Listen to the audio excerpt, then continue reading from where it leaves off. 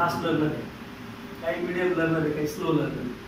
जे fast learner आहेत त्यांना व्यवस्थित चांगल्या पद्धतीने एकदा जरी शिकवलं तर ते लक्ष घेऊन टाकतात, त्यांचं लक्ष देऊन जातं. पण फास्ट लर्नरची संख्या ही 10, 15, 20% असते. बाकी 70-80% मीडियम आणि स्लोमध्येच येतं. पण त्यांना अपेक्षा असती नाही समजलं अजून शिकवायला पाहिजे, अजून 2 वेळेस रिपीट करायला पाहिजे. पण तितके रिपिटेशन करणं नाही शक्य, कारण वेळच नाही, वेळेचं बंधन आहे.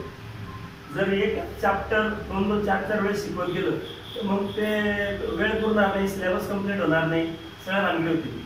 मग तेच इझीटेकने काय केलं की एक चॅप्टर जसं सर शिकवतात सेम त्याच लँग्वेजमध्ये त्याच पद्धतीने विद्यार्थ्याला अनेक वेळेस शिकता आला पाहिजे. त्याच्या मर्जीनुसार त्याला जेव्हापर्यंत शिकायचा तोपर्यंत त्याला शिकता आला पाहिजे. सेम टीचरच शिकवायला, कोण सेम टीचरच, सेम शिकवायची पद्धत सेम, आणि सेम चॅप्टर जो तुमच्या बुक्समध्ये आहे तो चॅप्टर सेम त्याला अनेक वेळा शिकता आला पाहिजे. अशी एज्युकेशनल टेक्नॉलॉजी डेव्हलप केली. दुसरा पार्ट काय आहे, स्कूल ट्युशनमध्ये समजा एक चॅप्टर शिकवला गेला, आपण लेसन म्हणजे क्वेश्चन आन्सर जे असतात ते आपण मुलांना काय सांगतो की होमवर्क करून आणा. समजा आज तुम्हाला 7 नंबर चॅप्टर शिकवला, त्याच्या खाली 10-15 प्रश्न असतील ते तुम्ही घरून ते रायटिंग करून आणा, प्रश्नाची उत्तर होमवर्क करून आणा. आता आपण काय केलं, क्वेश्चन आणि आन्सर पण शिकवले. म्हणजे समजा आता असे एक धडा आहे, एक लेसन आहे. समजा लेसन शिकवत असताना आपण सगळे कोटाचे, राजस्थानचे कोटाचे शिक्षक हायर केले, 70 शिक्षकांची, आणि त्यांच्याकडून शिकवतानाचे व्हिडिओ तयार केले.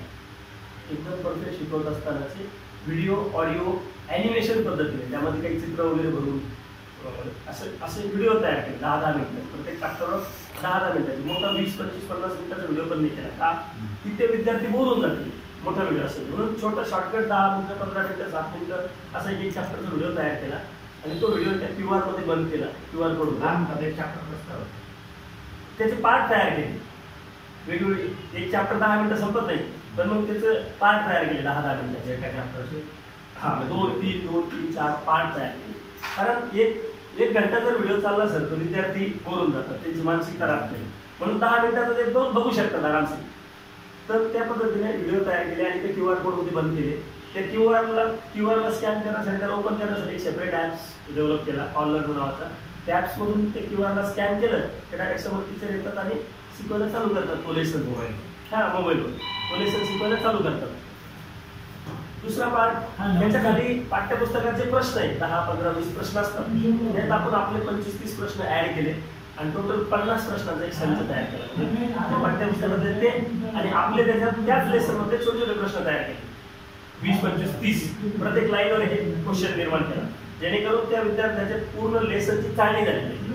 मग ते 50 प्रश्न आपण त्या बुक्समध्ये छापले आपल्या, आणि त्या समोर इकडे क्वेश्चन नंबर, तो क्वेश्चन्स आणि समोर QR आणि त्याच्या खाली स्पेस आन्सर लिहायचं. त्या क्यूआरला ॲप जो स्कॅन केलं की टीचर येणार आणि ते उत्तर एक्सप्लेन करणार, उत्तर समजून सांगणार, उत्तर सांगणार. विद्यार्थ्यांनी उत्तर ऐकायचं, राईट करून घ्यायचं. तिथं स्पेस दिला बुक्सवरच, बुक्स देतो ना आपण, बुक्समध्ये स्पेस दिला उत्तर देण्यासाठी. अशा प्रकारे 50 चे 50 प्रश्न प्रत्येक प्रश्नाला QR दिला, स्कॅन करा, उत्तर शिकून पण घ्या, राईट करून पण घ्या. रायटिंग करायसाठी जागा पण दिली, दुसरी नोटबुकवर लिहायची पण गरज नाही, तिथंच जागा दिली. म्हणजे आपण ते QR book with writing books असं बुक्स तयार केलं, प्रत्येक सब्जेक्टचं वेगवेगळं. असे 50 प्रश्न त्यांनी सोडवले. ही सगळी प्रोसेस फिजिकली आहे. फिजिकली म्हणजे कशी, मी तुम्हाला बुक्स दाखवतो.